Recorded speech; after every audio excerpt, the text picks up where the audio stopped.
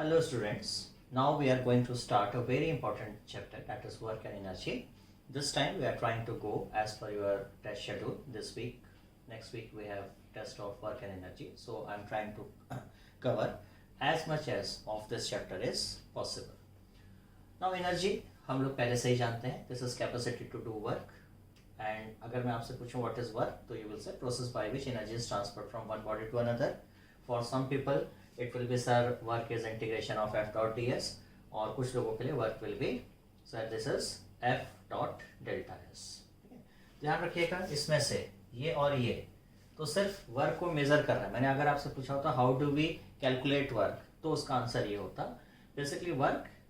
अगर पूछो what do mean by what is the physical significance of work, तो आप बोलेंगे basically it is process by which energy is transferred from one body to another. तो कुल मिला के हमको समझ में आया कि जब एनर्जी की बात आई तो हमने बोला कैपेसिटी टू डू वर्क, और जब वर्क की बात आई तो हमने बोला the process by which energy is transferred. Actually हमको न एनर्जी का पता है न हमको वर्क का ज़्यादा पता है. So let us try to define this concept of energy in short. Basically अब आप एनर्जी को एक internal property of a system कर लीजिए, चाहे वो लिविंग हो चाहे नॉन लिविंग हो. Anything which is existing in universe has energy. ठीक है, जो भी चीज़ यूनिवर्स में एग्जिस्ट कर रही है, ये पेन है इसके पास एनर्जी होगी, बोर्ड के पास एनर्जी होगी, मैं एग्जिस्ट कर रहा हूँ मेरे पास एनर्जी है, रखा हुआ पानी है उसके पास एनर्जी है, बहता हुआ पानी है उसके पास एनर्जी है, चांद सितारे तारे, ठीक है ना, जो भी आप देखिए, गाड़ी घोड़ा बैल, जिसको भी देखिए, everything has energy. And interestingly, the total energy of this universe remains constant. इस ब्रह्मांड की जो सारी एनर्जी है that is fixed. और क्या होता है, ये एनर्जी एक सिस्टम से दूसरे सिस्टम में जा सकती है. अब कैसे जा सकती है? Transfer of energy. Transfer of energy. सिर्फ दो ही प्रोसेस आज तक लोगों को समझ में आई. या तो इस प्रोसेस में फोर्स इन्वॉल्व होगा, या इस प्रोसेस में दो बॉडीज के बीच में टेम्परेचर डिफरेंस इन्वॉल्व होगा. अगर फोर्स इन्वॉल्व है तो हम कह रहे हैं वर्क इज बीइंग डन, और अगर टेम्परेचर डिफरेंस इन्वॉल्व है तो हम कह रहे हैं हीट इज बीइंग ट्रांसफर्ड, यानी कि एक बॉडी से दूसरी बॉडी में हीट ट्रांसफर हो रही है. तो यहां से हमने ये भी समझा कि बेसिकली वर्क एंड हीट को हम क्या कह सकते हैं, work and heat are two, work and heat are two modes of transfer of energy.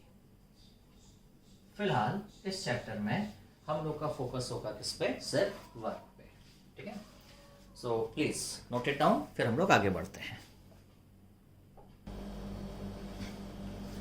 सो अब हम ऐसे समझते हैं, सपोज ये मैं हूं, क्योंकि मैं एग्जिस्ट कर रहा हूं तो मेरे पास कुछ एनर्जी होगी, और ये मैं सिस्टम 1 हो जाता हूं और ये पेन सिस्टम 2 हो जाता है. अब मैंने इस पेन को पकड़ा तो मेरे हाथ ने क्या किया, इस पेन पे फोर्स लगाया, यानी कि इस पेन और मेरे हाथ और पेन यानी सिस्टम ए और सिस्टम बी के बीच में कुछ इंटरेक्शन हुआ, और इस इंटरेक्शन के होने से कुछ फोर्स डेवलप हुआ. तो क्या हुआ कि ये जो पेन रेस्ट पर था, मैंने थोड़ी देर बाद देखा, जब मैंने इसको अपने हाथ से छोड़ा तो यहाँ से यहाँ तक मैंने फोर्स लगाया, और ये फोर्स मूव भी किया, और जब मैंने इसको छोड़ा तो जो पेन रेस्ट पे था, अब जब मैंने छोड़ा तो इसके पास क्या आ चुकी है, kinetic energy. In the mean time मेरी जो अपनी बॉडी की कुछ एनर्जी होगी, B it in form of chemical energy या एटीपी, वो टूटे, तो मेरी सिस्टम की एनर्जी कम हुई, और उसकी वजह से मैं फोर्स, यानी कि जिसके पास एनर्जी होगी वो फोर्स लगा पाता है. ध्यान रखिएगा, जिसके पास एनर्जी होगी वो फोर्स लगा पाता है, और उस फोर्स के लगने से क्या होता है, मेरी बॉडी से एनर्जी इसमें ट्रांसफर हो गई. तो अब आप समझिए, एक सिस्टम मैं था, एक सिस्टम ये था, मेरे सिस्टम की कुछ एनर्जी थी, इसकी कुछ एनर्जी थी. यहाँ से क्या हुआ कि एक फोर्स आता है, और फोर्स ने क्या किया, मेरे सिस्टम से एनर्जी खींच के यहाँ पे डाल दी. तो जब तक ये मेरा हाथ मूव कर रहा था, मैंने कहा इस पेन पे वर्क हो रहा है. कौन वर्क कर रहा है, ये जो हाथ ने जो फोर्स लगाया, नॉर्मल कह लीजिए या कोई भी रिएक्शन फोर्स कह लीजिए, और मेरा हाथ क्यों फोर्स लगा पाया, क्योंकि मेरे पास एनर्जी थी.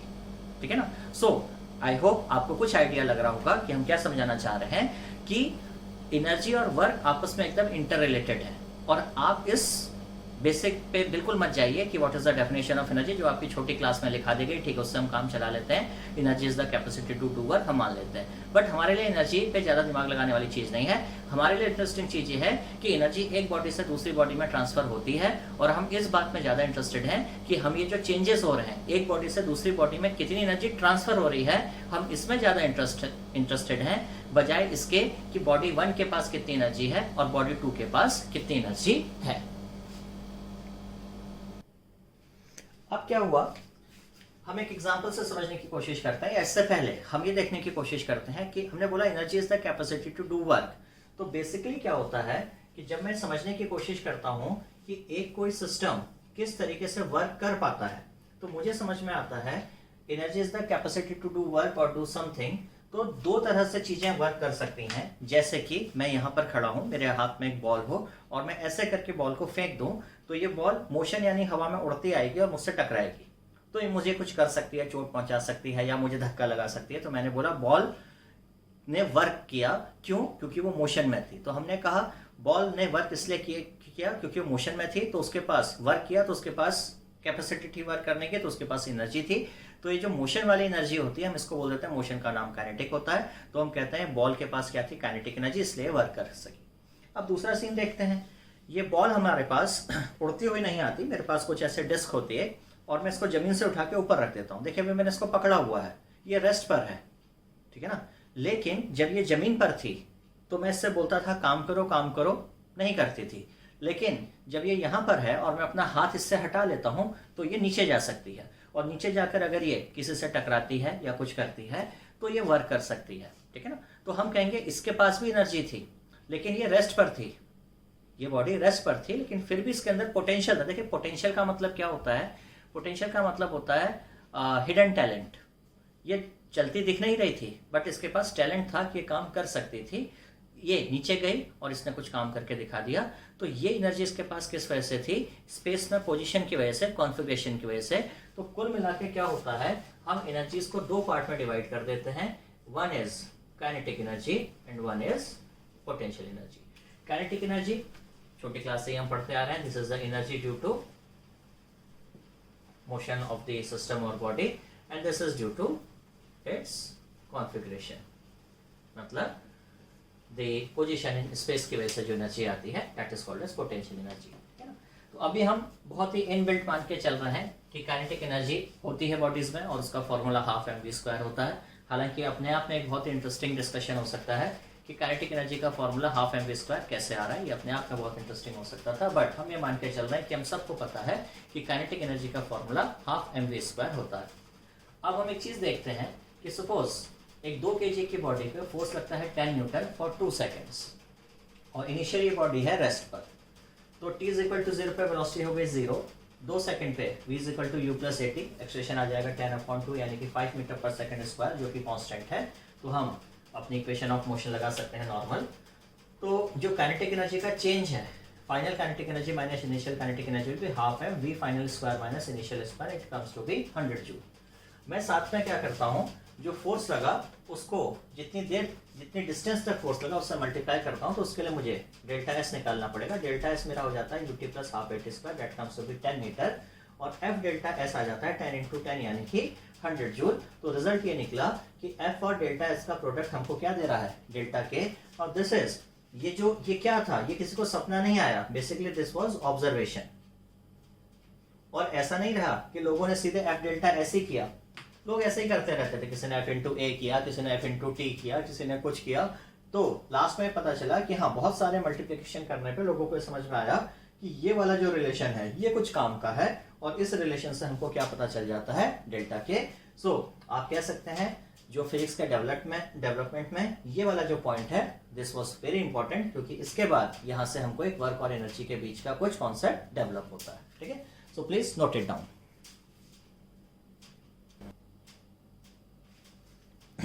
अब हमने क्या किया, फोर्स को किसी एंगल पर रखा डिस्प्लेसमेंट से, और इस बार हमने फोर्स और थीटा को कांस्टेंट रखा हुआ है।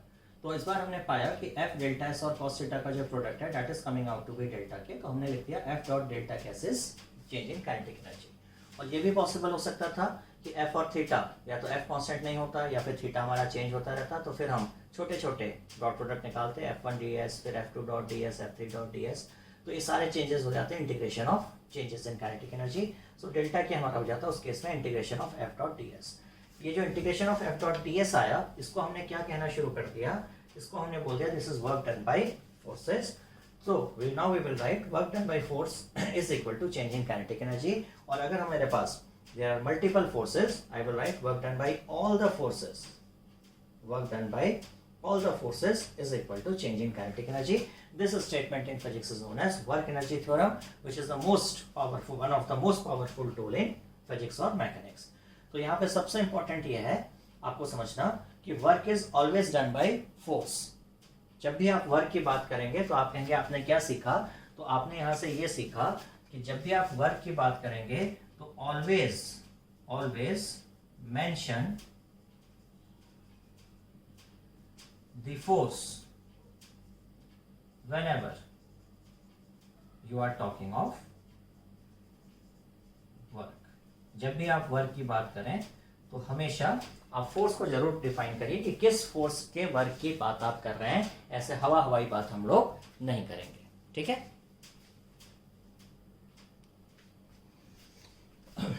यहां से अब हम लोग आते हैं एग्जाम ओरिएंटेशन। ये किसी भी टॉपिक का सबसे इंपॉर्टेंट पार्ट होता है बेटा। हमने जो पढ़ा होता है वो हमको ये देखना होता है कि उस पर आके मेरा एग्जामिनर क्या करने वाला है। तो अभी तक हमने जो भी वर्क डन के बारे में देखा, बेसिकली आप इसे कह सकते हैं ये वर्क डन का सारा समरी भी है। एक्चुअली हमसे एग्जामिनर क्वेश्चन पूछेगा regarding calculation of work done by a force. मेरे पास तीन तरीके हैं, या तो मैं इंटीग्रेशन करके आंसर निकालूं, या मैं चेंज इन काइनेटिक एनर्जी बता दूं, या एक और तरीका है मैं फोर्स और डिस्प्लेसमेंट का ग्राफ ड्रॉ करूं। और उस केस में मुझे पता है this integration of F D x, क्योंकि स्ट्रेट लाइन मोशन 1D होगा, तो this will be the area under the graph. ये हमको बाय डेफिनेशन इंटीग्रेशन का पता है, सो मैं एरिया से निकाल सकता हूँ। तो basically calculation of work done में तीन तरह के क्वेश्चंस बनते हैं, एक जिनमें इंटीग्रेशन करना पड़ेगा, एक जिनमें आप चेंज इन काइनेटिक एनर्जी से निकालेंगे, और एक वो क्वेश्चन जिसमें आप अपना आंसर ग्राफ से निकालेंगे। तो बेसिकली हमको ये समझ में आना चाहिए कि कब हमको इंटीग्रेशन करके आंसर निकालना है, कब मेरे को ऐसे निकालना है, और ग्राफ तो खैर जब मेरे को सामने से ग्राफ दिख रहा होगा तो मेरे को समझ में आ ही जाएगा कि ग्राफ से करना है। तो यहाँ पर आप ये समझिए कि जब भी आपको आपके क्वेश्चन में force as a function of position, force as a function of position दे रखा होगा, तो हम सीधे इंटीग्रेट करेंगे और आंसर निकाल लेंगे। जहां पर हमको फोर्स की कोई इंफॉर्मेशन नहीं देगा, जहां पे फोर्स के बारे में कोई इंफॉर्मेशन नहीं दे रहा है, या जहां पे एज अ नीट स्टूडेंट जहां पर मेरे को लगे कि इतना खतरनाक इंटीग्रेशन हो गया है जो कि कभी मैंने सोचा ही नहीं, तो मैं चुपचाप डेल्टा के निकाल दूंगा और मैं इनडायरेक्टली बोलूंगा कि डेल्टा के ही क्या होता है, work done by the force. और तीसरा ग्राफ तो क्लियर है, जब आपके क्वेश्चन में ग्राफिकल आ रहा होगा तो आप वहां से ग्राफ से ही क्वेश्चन करेंगे। यहां पर भी हम क्या कर सकते हैं, जब भी मेरे पास, यहाँ पे एक ट्रिक और है, जब भी मेरे पास फोर्स लीनियर फंक्शन होगा तो मुझे पता है मेरा जो ग्राफ होगा वो स्ट्रेट लाइन बनेगा, और वहां पर मैं इंटीग्रेशन ना करके हमेशा एरिया से आंसर निकाल दूंगा। इसीलिए जब मैं ग्राफ पढ़ा रहा था तो कई बच्चे उस वक्त, मैं कमेंट भी पढ़ रहा था, ठीक है ना, तो काफी उनका मुंह खुल रहा था कि सर ने ग्राफ डिटेल में पढ़ा दिया है। मैं तब भी आपको बोला था बेटा ग्राफ एक ऐसी चीज है जो हर चैप्टर में काम आएगी। अगर आपने ग्राफ वाले टॉपिक्स नहीं देखे हैं, मैं आपको फिर रिक्वेस्ट करूंगा पीछे जाइए, ग्राफ के क्वेश्चंस पढ़िए, क्योंकि यहाँ के बाद हर चैप्टर में, चाहे ये हो, चाहे रोटेशन हो, चाहे एसएचएम हो, चाहे ग्रेविटेशन हो, चाहे इलेक्ट्रोस्टैटिक हो, हर क्वेश्चन में हमको ग्राफ का वास्ता पड़ेगा। तो कृपया करके ग्राफ पर आप लोग अपना टाइम निकाल के उसे जरूर से पढ़ लीजिए, ठीक है ना। अब हम एक एक करके इस कैटेगरी के क्वेश्चन, इस कैटेगरी के क्वेश्चन और इस कैटेगरी के क्वेश्चन का 1 से 2 बढ़िया वाले एग्जांपल देखेंगे। 36 सवाल हमको नहीं लगाने हैं, सिर्फ 1 या 2 एग्जांपल हम लगाएंगे, जिससे हमारा कॉन्सेप्ट एकदम क्लियर हो जाएगा। बाकी प्रैक्टिस आप लोग खुद से करेंगे, मैं यहाँ पे आपको प्रैक्टिस कराने के लिए नहीं हूँ, मैं आपको वो बता सकता हूँ कि सवाल कैसे कैसे बनाए जाते हैं, और यही पावर कोर्स या क्रैश कोर्स में होना चाहिए, जिसमें आप ये समझ सकें कि कैसे कैसे कहाँ से क्वेश्चन उठता है, ठीक है। So please note it down.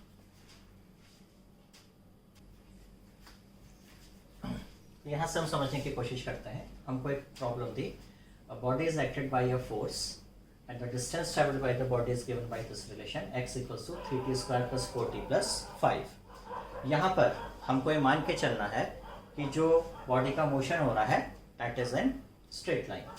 हमसे कह रहा है work done in the first 3 seconds and mass of the body is given as 1 kg। तो सॉल्यूशन कैसे करेंगे भाई, x दे रखा है, dx अपॉन dt यानी कि वेलोसिटी हो जाएगी, डिफरेंशिएशन कर दिया 60 + 4, फिर इसको डिफरेंशिएट कर दिया, एक्सप्रेशन आ जाएगा 6 मीटर पर सेकंड स्क्वायर जो कि कांस्टेंट है। f हो जाएगा ma, तो 6 × 1 = 6 न्यूटन। वर्क डन निकालते हैं f डॉट dx, एक ही लाइन में चल रहा है तो f dx हो जाएगा, यहाँ से dx निकाल लेंगे, dt इधर चला जाएगा तो 60 + 4 × dt, इसको इंटीग्रेशन कर लेंगे, so answer will be 234 joule. But यहाँ पर हमको क्या हो रहा है, देखिए इंटीग्रेशन करना पड़ेगा, थोड़ा सा नीट के बच्चे हैं तो नीट के बच्चे हमेशा थोड़ा सा हेजिटेट करते हैं, जहाँ भी इंटीग्रेशन की बात आएगी तो हमेशा थोड़ा सा हम लोग अवॉइड करते हैं।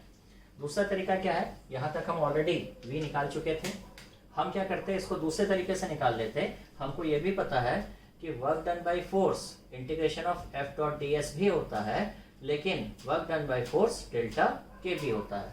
तो यहाँ से हम क्या कर सकते हैं, v की वेलोसिटी v की वैल्यू 0 पे निकाल लेंगे 4 मीटर पर सेकंड और 3 सेकंड पे आ जाएगी 22, सिंपली हम half m v final minus v initial square कर देंगे, तब भी हमारा आंसर 234 जूल इजीली आ जाएगा। यहाँ पर हमको क्या एडवांटेज हो रहा है, यहाँ पे हमको इंटीग्रेशन नहीं करना पड़ा। मोर ओवर यहाँ पे सबसे आसानी क्या हो गई थी कि मेरा फोर्स जो था वो कांस्टेंट आ गया था, तो इसलिए एक बार आपको यहाँ पे आसानी हुई, ठीक है ना। हम अगला क्वेश्चन देखेंगे जिसमें नेक्स्ट वेरिएशन होगा और वहां पर ये फोर्स कांस्टेंट नहीं आएगा, हम तब देखेंगे कि ये वाला पार्ट हमको बहुत लंबा पड़ेगा, जबकि इस तरीके से करना हमको हमेशा इजी पड़ेगा। तो आपको यही समझना होता है कि आप वर्क डन इंटीग्रेशन से भी निकाल सकते थे, आप वर्क डन डेल्टा के से भी निकाल सकते थे। आपको ये समझना होगा कि किसी पर्टिकुलर क्वेश्चन में मैं इससे निकालूं या मैं इससे निकालूं। मैंने आपको क्या बोला था, अगर आपको लगता है कि इंटीग्रेशन लंबा पड़ रहा है, मुश्किल पड़ रहा है, तो उन जगहों पर आप डेल्टा के निकाल कर भी वर्क डन निकाल सकते हैं, ठीक है ना। इसको ध्यान से समझने की कोशिश कीजिए, क्योंकि जब ये क्लियर होगा, इसमें नोट करिएगा कि इसमें हमारा एक्सप्रेशन कांस्टेंट आया है। मैं जो अगली प्रॉब्लम लेने वाला हूं उसमें मेरा एक्सप्रेशन कांस्टेंट नहीं आएगा, ठीक है, इसको ध्यान से नोट कर लीजिए। Now again almost same problem, but just I have told we will make a slight modification. So under the action of a force, a body of mass 2 kg is moving like this. Its x coordinate is being changed by t cube by 3. We have been asked find the work done during the first 2 seconds. Same procedure beta. We'll find out the velocity, that is dx by dt. The differentiation of t cube upon 3 will be t square. In case we need this dx, we can write as a t square dt. We will differentiate v, we will get acceleration 2t. This time this is not constant, force is ma, so mass is 2 kg, 2 into acceleration is 2t, 2 into 2t is 4t. Work done f dot dx, as I have said, the problem belongs to 1D motion, so angle is 0, so force we have calculated 4t. dx is creating problem, but what I have done, I will convert this dx into t square dt. So this expression will become 4t cube dt. Just a simple integration. The integration of t cube is t4 by 4. I will make the calculation and I will get the answer 16 joule. No doubt answer is coming. Answer is coming very easily. But I think in this whole process it may take 25 to 30 seconds. Now what I could have done, I have calculated the velocity as t square. Just I will put t0 velocity is 0, t2 velocity is 4, half m, the change in velocity 4 square minus 0 square, mean in less than 10 seconds I could have got the right answer with least amount of calculation. So here 30 second, here 10 second, and I have saved almost 20 second in my question. That is the main thing. In 10 or 12 question you are able to save 20 seconds, mean you can save 200 seconds, that means more than 3 minutes. In 1 minute you can do at least 3 questions of biology. In 3 to 4 minutes you could have done 10, 12 or 13 questions of biology. That is the main difference, जहाँ से आपको selection होना और नहीं होने में फर्क पड़ता है, ठीक है। Please note it down very carefully. Then we are coming to next set of problems.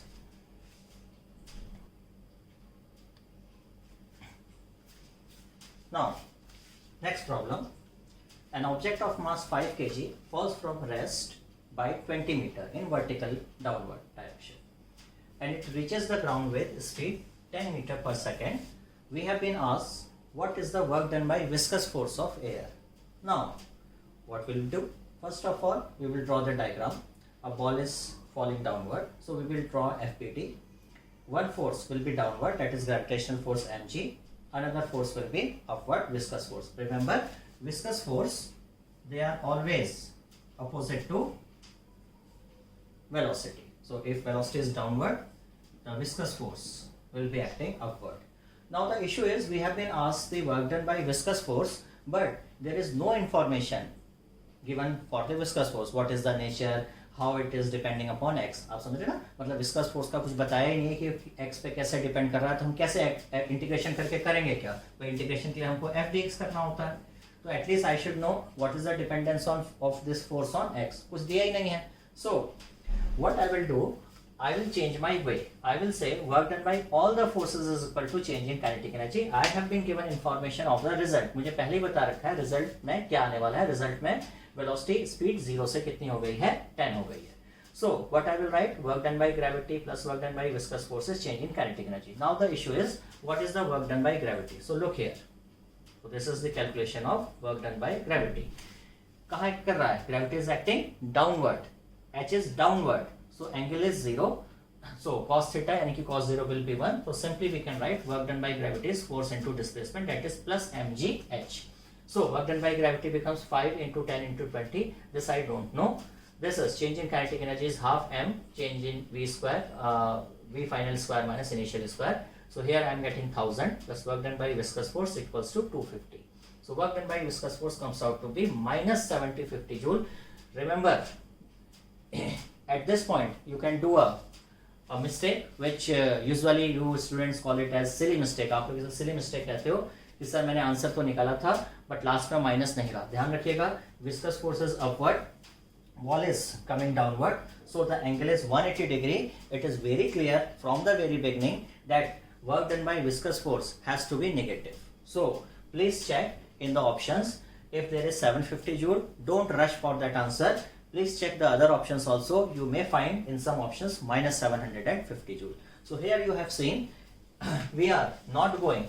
In fact, in the last two problems we had two choice. Either we could have gone by integration of f dot ds, or we could have gone by finding out the change in kinetic energy. But here the integration method was useless. Why? Because there was no information. मुझे कुछ बताया ही नहीं गया था कि force के बारे में क्या होना है. So here I have left with only one choice, that is I have to calculate change in kinetic energy work done by one force which I know very well. So I don't know the work done by viscous force. Even I have no information about its nature, but still I can tell the work done by viscous force is minus 750 joule.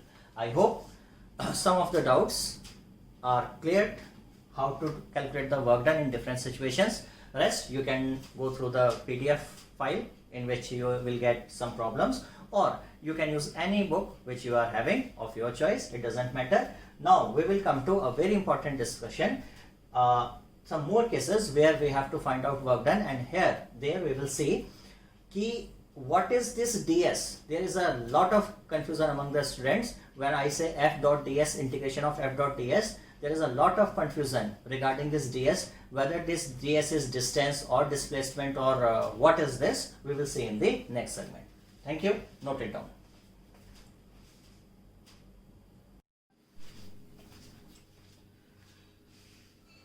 Hello students. We are continuing our last lecture. तो हम लोगों ने जहाँ पे ख़त्म किया था, मैंने बोला था कि हम लोग ये देखेंगे जो वर्क डन का एक्सप्रेशन है f डॉट ds. आखिर इसमें ds क्या सिग्निफाई करता है? ये डिस्प्लेसमेंट है, डिस्टेंस है, किसका? क्या उस बॉडी का जिस पे फोर्स लगा है? तो कई लोगों को लगता है कि हाँ, this is displacement of body on which force is applied, but this is wrong. In this expression f dot ds, f is force but this ds is displacement और डिस्टेंस. वो भी कैसा? एलिमेंट्री. एलिमेंट्री मतलब देखिए, शुरुआत की जब motion वाली काइनेमेटिक्स वाली क्लास हो रही थी तो मैंने आपको बताया था कि इस तरह के रास्ते में डिस्टेंस कुछ होगी और डिस्प्लेसमेंट कुछ होगा. बट अगर आप एलिमेंट्री पाथ देखेंगे, छोटा छोटा पाथ देखेंगे, तो हमेशा डिस्प्लेसमेंट का मैग्नीट्यूड और डिस्टेंस हमेशा सेम हो जाता है. तो this is basically whatever you call this elementary displacement और एलिमेंट्री डिस्टेंस, बट किसका? Of point of application of force. मतलब जिस पॉइंट पे आपने फोर्स लगाया है वो पॉइंट कितना मूव किया है ये उसका एलिमेंट्री डिस्टेंस या डिस्प्लेसमेंट बताता है, न कि बॉडी का। अब यहाँ पर आप कह सकते हैं कि सर ऐसा कैसे होगा, अगर ये बॉडी है और यहाँ पे फोर्स लग रहा है तो अगर ये बॉडी 5 मीटर मूव कर रही है तो सर पॉइंट ऑफ एप्लीकेशन भी तो 5 मीटर ही मूव करेगा, ठीक है ना। तो मेरा कहना है जरूर करेगा।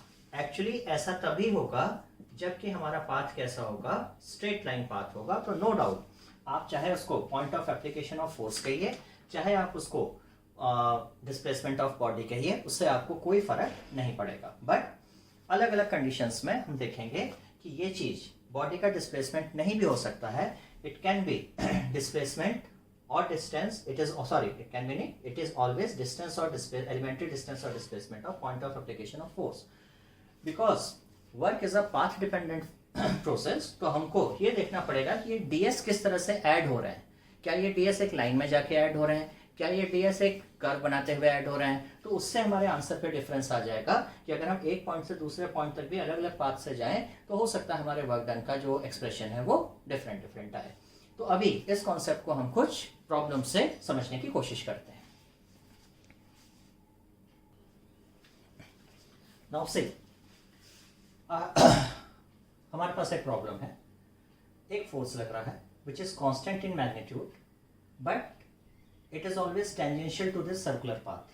तो ध्यान रखेंगे बेटा, जैसे ही मैंने बोला constant in magnitude but force का direction is continuously changing, so इस प्रॉब्लम में the force is non-uniform. This is a non-uniform force. Point number 1. और हमको अक्सर लगता है कि नॉन यूनिफॉर्म फोर्स के केस में वर्क डन निकालना इज रिलेटिवली डिफिकल्ट। तो अब देखिए हमको वर्क डन कैसे निकालना होता है। कॉमन मिस्टेक यहाँ पे बच्चे क्या करते हैं, उनको 9th क्लास या पता नहीं 11th में कौन महान लोग ऐसे पढ़ा देते हैं, उनको बताया जाता है कि भैया डिस्प्लेसमेंट देख लो। अब उनके हिसाब से डिस्प्लेसमेंट कितना हो जाता है, r√2। तो वो कहते हैं कि भाई आंसर कितना होगा, f टाइम्स r√2। ठीक है, तो उनका जो आंसर वो एक प्री ऑक्यूपाइड थॉट के साथ चल रहे हैं कि जो इसमें आंसर होना है वो कितना होना है, f r√2, क्योंकि वर्क डन क्या होता है, फोर्स इनटू डिस्प्लेसमेंट। ठीक है ना। अब यहां पर हम समझने की कोशिश करते हैं हो क्या रहा है। देखो जब मैं छोटे छोटे रास्ते पे चल रहा था, ये मेरा ds था, रेड वाले कलर से हम एलिमेंट्री डिस्प्लेसमेंट शो कर रहे हैं और ब्लैक वाले कलर से हम उस वक्त का फोर्स शो कर रहे हैं। क्योंकि डिस्टेंस एलिमेंट्री डिस्प्लेसमेंट हमेशा टेंजेंशियल होगा पाथ के और फोर्स भी हमेशा टेंजेंशियल है, तो मुझे समझ में आया कि force and elementary distance are always parallel, so the angle between them will be 0। So I will calculate a small work done during this displacement of ds. So this will be f dot ds. तो ये हो जाएगा f ds cos theta, क्योंकि cos 0 है तो ये हो गया f ds। ठीक है ना। तो यहाँ पे अब क्योंकि एलिमेंट्री है, अब आप उसको चाहे डिस्टेंस बोलिए चाहे डिस्प्लेसमेंट, लेकिन मेरा फाइनल आंसर इस बात पे डिपेंड करेगा कि फोर्स यानी कि ये ब्लॉक कैसे कैसे कैसे गया और उस दौरान फोर्स कैसे लगा। तो क्योंकि इस वक्त फोर्स टेंजेंशियल था, फोर्स का मैग्नीट्यूड बाहर था। अच्छा यहाँ पे एक और इंपॉर्टेंट चीज देखेंगे बेटा, इस पे आप देखिए जब इस तरह से लिखा था तो ये f वेक्टर क्वांटिटी थी यहाँ पर, ठीक है। और जब मैंने इसको ओपन कर दिया तो ये सिर्फ f और ds का क्या रह गया, मैग्नीट्यूड। आपको याद होगा जब हम a डॉट b लिखते हैं तो ये हो जाता है a magnitude b magnitude cos theta. ठीक है ना।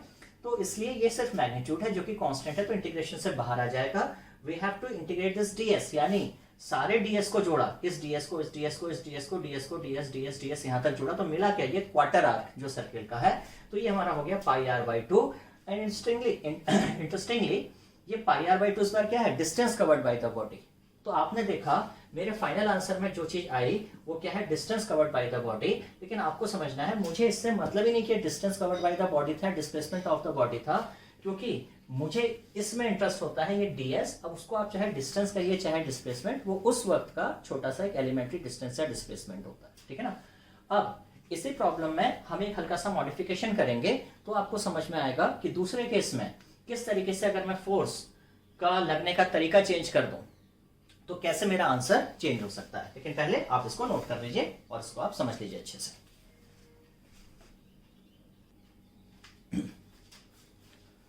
अब देखो बेटा, इस बार हमने क्या किया, इस बार we are applying a uniform force along x axis, यानी फोर्स हमेशा एक्स एक्सिस पर रहेगा, लेकिन क्योंकि ये एक रिजिड फ्रेम है तो ब्लॉक मेरा ऐसे ऊपर को मूव करेगा। Again we have been asked कि कितना इस फोर्स का वर्क डन हुआ। अब यहाँ पे इशू क्या आया, हर पॉइंट पे जो फोर्स होगा वो तो अलोंग द एक्स एक्सिस रहेगा। अब यहाँ का ds, यहाँ का ds, यहाँ का ds आप देखोगे शुरुआत का एंगल 0, थोड़ा बड़ा और लास्ट वाला एकदम 90 डिग्री पर हो जाएगा। That means angle between f and ds is continuously changing. In fact वो 0 से कहाँ तक जा रहा है, 90 डिग्री तक जा रहा है।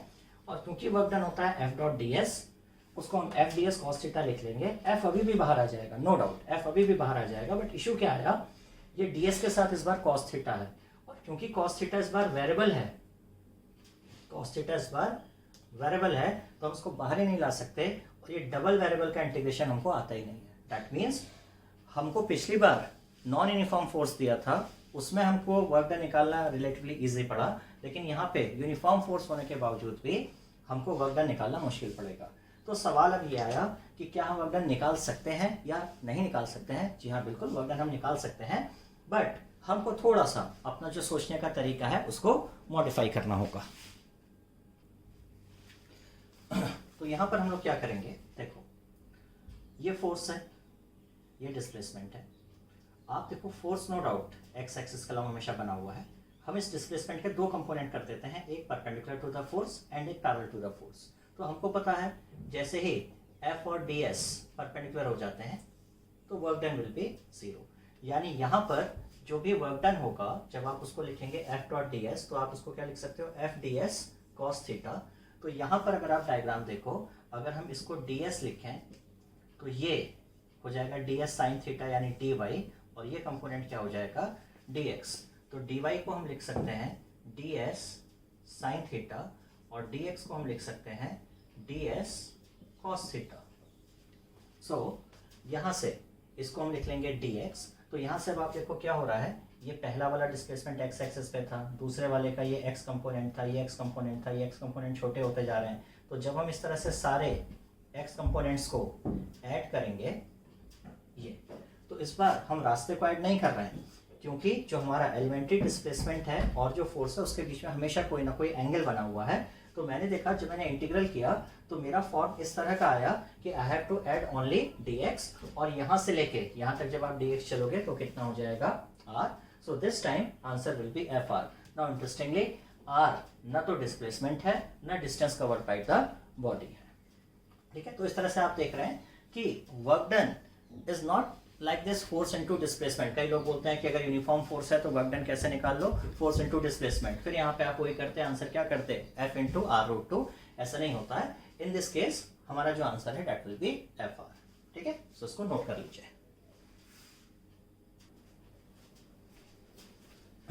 अब बच्चे काफी दुखी हो जाते हैं, कहते सर हमको तो याद था आंसर fr रूट 2, वो तो आपने कोई ऐसी प्रॉब्लम कराई नहीं जिसमें आंसर fr रूट 2 है। तो ध्यान रखना बेटा, एक ऐसे भी प्रॉब्लम करा देते हैं जिसमें हमारा आंसर कितना आएगा, fr रूट 2।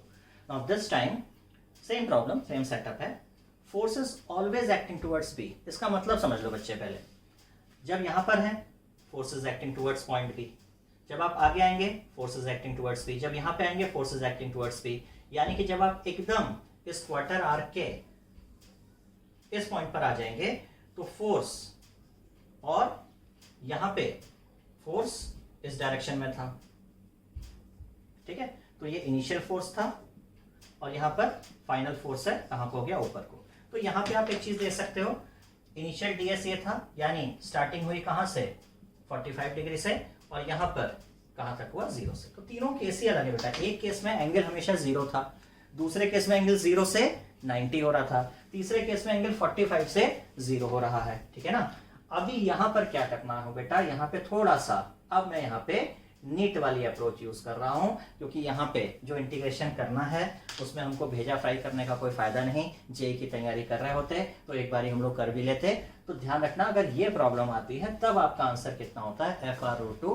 कुछ महान लोग ऐसे होते हैं जो इसका आंसर पढ़ लेते हैं fr रूट 2, उनकी थ्योरी काम कर जाती है, उनको लगता है अच्छा लगता है वर्क डन कैसे आता है, फोर्स को डिस्प्लेसमेंट से मल्टीप्लाई करके। तो वो उसको क्लास में सिखा देते हैं हर जगह कि हाँ बेटा फोर्स को किससे मल्टीप्लाई कर दो, डिस्प्लेसमेंट से। ठीक है ना।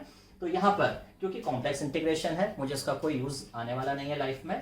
ठीक है, तो इसका हम सीधे आंसर पे लेते हैं कि हाँ इस केस में हमारा आंसर कितने आने वाला है, fr रूट 2। ठीक है।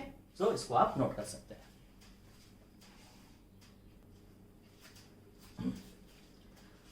अब हम एक और प्रॉब्लम से समझने की कोशिश करते हैं।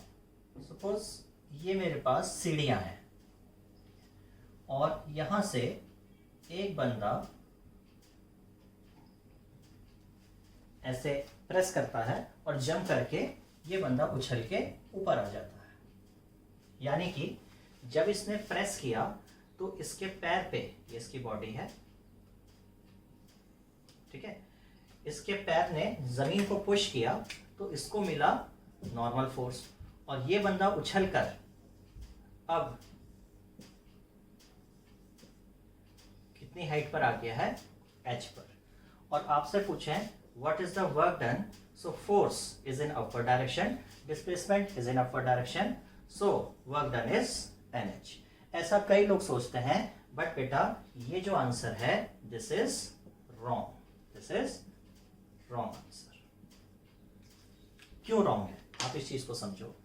देखिए, normal remains only till there is contact, there is contact. तो हुआ क्या, जब ये आदमी उछला तो जब तक इसका पैर जमीन के कांटेक्ट में था तब तक तो एन लगा, बट उसके बाद जैसे आप ऐसे समझो कि ये जमीन है और ये इस आदमी का पैर है, इसने इसको पुश करके ऊपर उछल के यहां से यहां आ गया है। तो जब इसने पुश किया तो नॉर्मल लगा, लेकिन जैसे ही ये जमीन के कांटेक्ट को छोड़ा नॉर्मल 0 हो गया और ये आदमी अब ऊपर हवा में लिटरली उड़ता हुआ ऊपर पहुंच गया है। तो हुआ क्या, जो एन था वो इस पूरे रास्ते में लगा ही कहाँ बेटा, एन तो बस जब वो कांटेक्ट करके पुश करके ऊपर को चल रहा था बस उस वक्त लगा, तो बाकी टाइम तो एन था ही नहीं। तो पूरे रास्ते भर तो point of application of force था ही नहीं, यानी कि डिस्प्लेसमेंट आदमी का हुआ, point of application of force तो यही खत्म हो गया था। इसलिए यहां पर वर्क डन विल बी 0। थोड़ा सा आश्चर्य होता है कि अरे सर, तो अगर ये 0 है, ये आदमी ऊपर पहुंच गया, इसकी पोटेंशियल एनर्जी बढ़ गई, इसको मोशन मिला, फिर वो किसने किया, तो यहाँ पे वर्क किसने किया बेटा, यहाँ पे वर्क किया इंटरनल फोर्सेस ने। कोई भी आदमी पैर को ऐसे सीधा रख के जंप नहीं कर सकता है। आप जंप करने से पहले क्या करते हो, अपने घुटनों को ऐसे मोड़ते हो, उसके बाद जंप करते हो। तो जब आपके घुटने ऐसे मुड़ते हैं इस तरीके से, तो एक मसल्स में स्प्रिंग एक्शन टाइप का डेवलप होता है, और उस इंटरनल वर्क डन की वजह से हमारी पोटेंशियल से बढ़ी। हम लोग थोड़ी देर में इस पर आएंगे भी, डिफरेंट सेगमेंट में हम लोग स्टडी करेंगे कैसे हम लोग वर्क डन निकाल सकते हैं। तो ये एक और बहुत क्लासिकल एग्जांपल है जिसमें वर्क डन हमारा कितना आता है, 0, जबकि फोर्स ऊपर को लगा होता है, बॉडी का डिस्प्लेसमेंट हुआ होता है, बट यहाँ पे point of application of force का डिस्प्लेसमेंट नहीं हुआ होता है, इसलिए हमारा वर्क डन इज 0। ठीक है, इसको ध्यान से नोट कर लीजिए।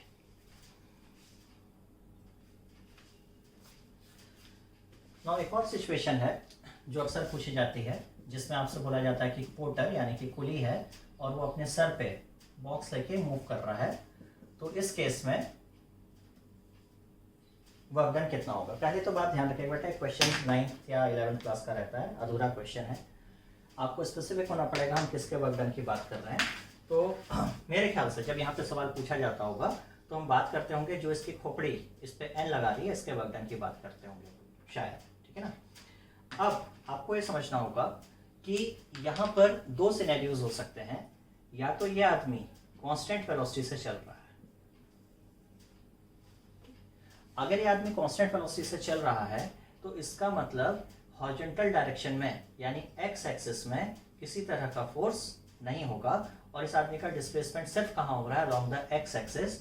तो इस केस में एन और dx हमेशा परपेंडिकुलर होंगे, तो आप कहेंगे work done will be 0, specifically work done by the normal force will be 0। लेकिन यहां पर यह भी हो सकता है कि ये आदमी आगे को चल रहा होता एक्सेलरेटेड मोशन में। अगर ये अपने सर पे सूटकेस लेके एक्सेलरेटेड मोशन पे चल रहा, मैं थोड़ा सा गैप देके दिखाना चाह रहा हूं, तो इसका मतलब इस आदमी की खोपड़ी और इस बॉक्स के बीच में फ्रिक्शन होगा, और क्योंकि ये आदमी आगे को बढ़ रहा है, इसके सर पे बॉक्स रखा है, तो इसका मतलब फ्रिक्शन कहाँ लग रहा होगा, आगे लग रहा होगा, और नॉर्मल फोर्स पीछे को लग रहा, ऊपर को लग रहा होगा। तो इस केस में work done by normal force तो 0 रहेगा, लेकिन work done by friction on box will be positive, क्योंकि फ्रिक्शन भी आगे को लग रहा है और बॉक्स का डिस्प्लेसमेंट भी आगे को हो रहा है, but at the same time अगर हम पूछे work done by force on this man, क्योंकि इसका आदमी की खोपड़ी भैया आदमी की है, तो उस केस में क्या होता, आदमी की खोपड़ी पे फ्रिक्शन पीछे लग रहा है और आदमी की खोपड़ी आगे जा रही है, तो यहाँ पर work done by the friction क्या होता, नेगेटिव। तो मेरा बताने का पर्पज ये है, बहुत ही केयरफुल रहिए आप, जब भी आपसे वर्क डन पूछे हमेशा फोकस करिए किस फोर्स की बात हो रही है और हमारे सिस्टम में हम लोग किस सिस्टम की बात कर रहे हैं, ठीक है ना। होप यहाँ से आपको काफी हद तक आइडिया लगा होगा कि जब हम वर्क डन की बातें करते हैं तो वर्क डन में एफ क्या होता है, डीएस क्या होता है, कैसे इंटीग्रेशन करते हैं, कभी हमको इंटीग्रेशन बेस्ड प्रॉब्लम करनी होती है, कभी हमको डेल्टा कैसे निकालना होता है, कभी हम ग्राफ से आंसर्स निकालते हैं। तो डिफरेंट डिफरेंट सिनेरियोज हैं। अगर मेरे कॉन्सेप्ट पे मेरी पकड़ मजबूत होगी, मैं कॉन्सेप्ट वाले सवाल भी करूंगा, मैं न्यूमेरिकल भी कर सकता हूँ, ठीक है। इसको आप नोट कर लेंगे। अभी हम लोग फटाफट कुछ इंपॉर्टेंट थ्योरेटिकल पॉइंट्स देख लेते हैं। हमेशा ध्यान रखेंगे work is defined always for an interval. ये टाइम इंटरवल हो सकता है डेल्टा टी का, या स्पेस इंटरवल, जैसे हमने कुछ क्वेश्चंस भी देखे थे, work done from 0 to 2 second या work done from 0 to 5 meters. Straight line motion में समझाने की कोशिश कर रहा हूँ, हालांकि और भी केसेस बन सकते हैं। एक बॉडी पे 1 2 3 फोर्सेस लग रहे हैं और इसका डिस्प्लेसमेंट डेल्टा एस हो रहा है, तो आपको समझना है work done by this force F, it does not depend upon the presence or absence of f dash or f double dash. This work done is always f delta s. Now this ये जो force है delta s तक लगा, अभी बाकी forces की वजह से कांस्टेंट वेलोसिटी आ रही थी या एक्सेशन आ रहा था, इस सबसे कोई फर्क नहीं पड़ता। So work done by force for a particular displacement is independent of type of motion also, चाहे वेलोसिटी कांस्टेंट हो चाहे एक्सेशन हो, उससे किसी तरह का फर्क नहीं पड़ेगा, ठीक है।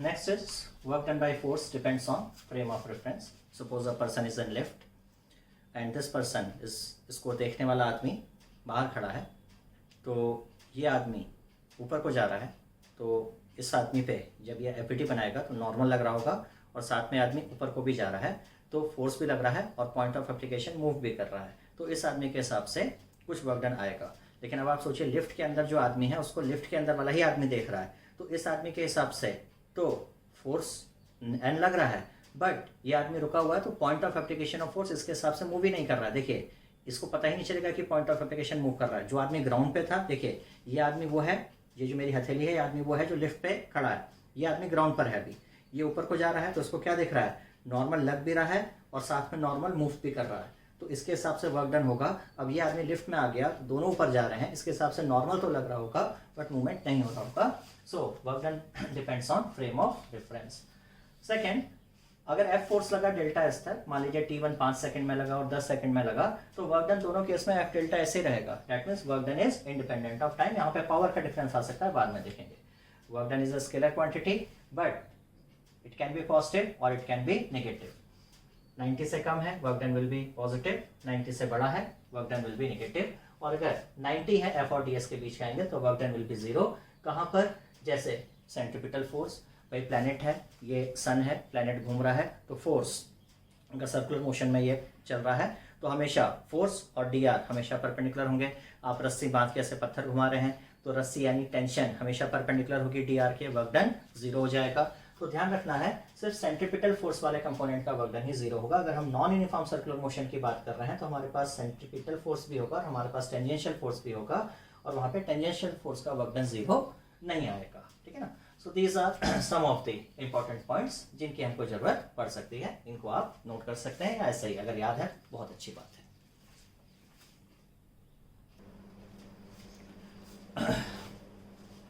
कभी कभी हमसे सवाल पूछेगा work done when force is given in component form or force is given in Cartesian system. So work done is F dot dr. F component में दिया होगा, we can write it fxi plus fyj plus fzk. dr, the small elementary displacement, we can write by dxi dyj plus dzk.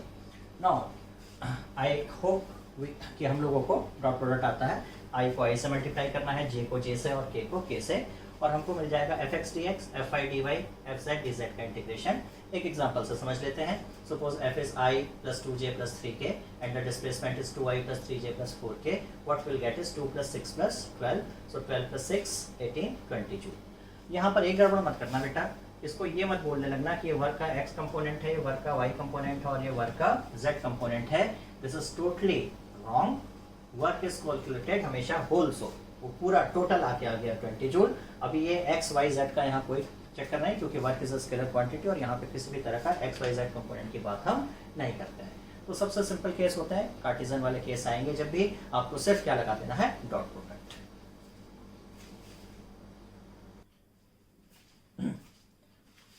We can have a look at a simple problem in which we are using this Cartesian type of convention.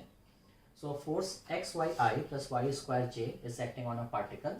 This particle is traveling along a path and the equation of path is given as y equals to x plus 1. This is a straight line equation. So particle is moving in a straight line path.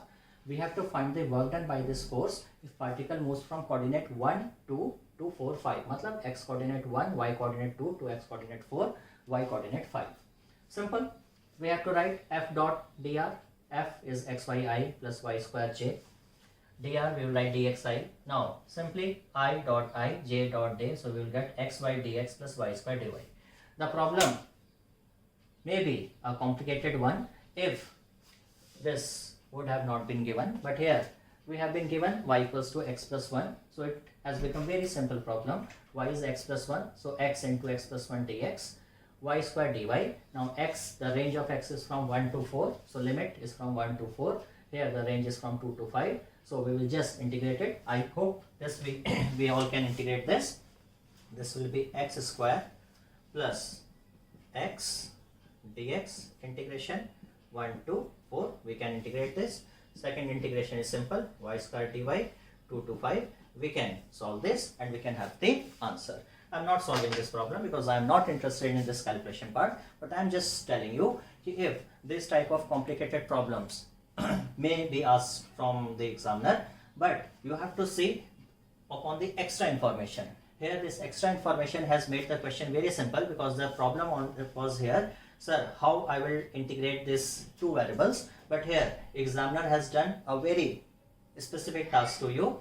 He has given y equals to x plus 1 and here you have a variable at x, simply here you have variable at I, just integrate it and get your answer.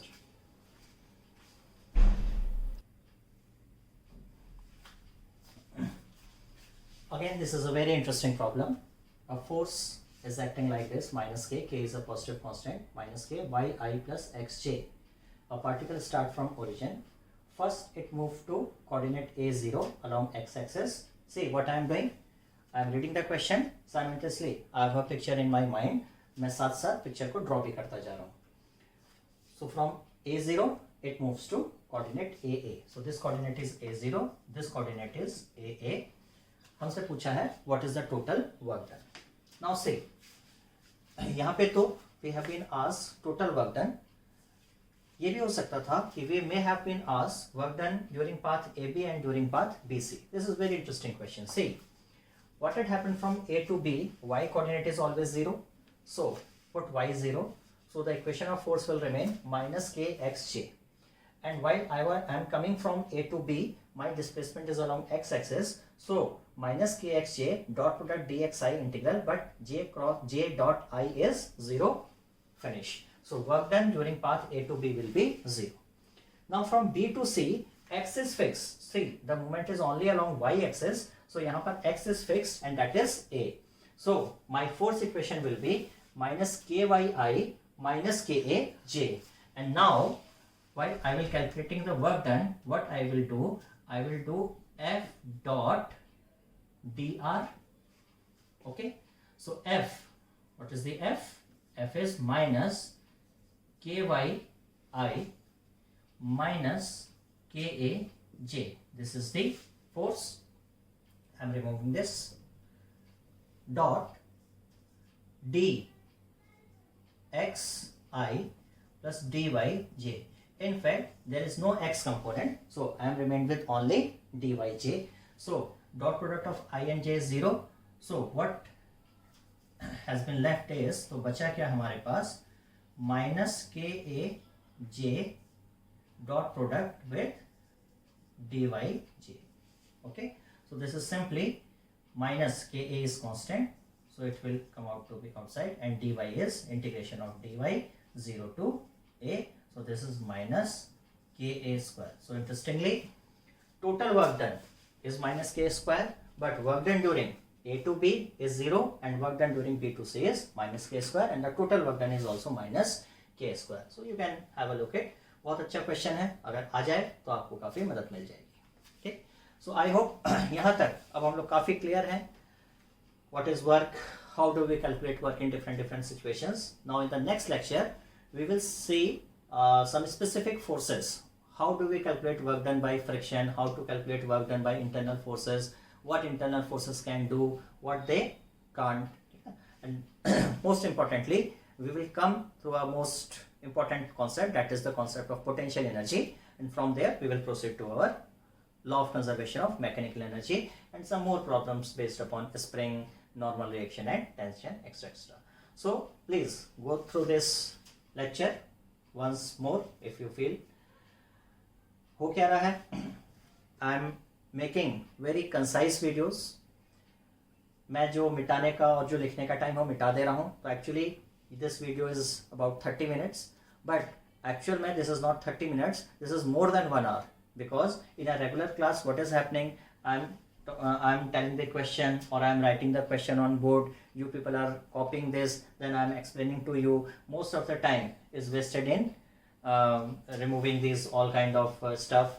I'm using my duster and we have a lot of distractions. Some, if I am trying to remove this matter from the board, someone will say कि sir please stop, I have not written. So here this is no such issue. आप अपनी रफ्तार के हिसाब से देख सकते हैं, आप पॉज कर दीजिए, आराम से ले लीजिए व्यू. ठीक है ना. इसके बाद अब हम लोग थोड़ा सा आगे बढ़ते हैं. सो सी यू इन नेक्स्ट लेक्चर.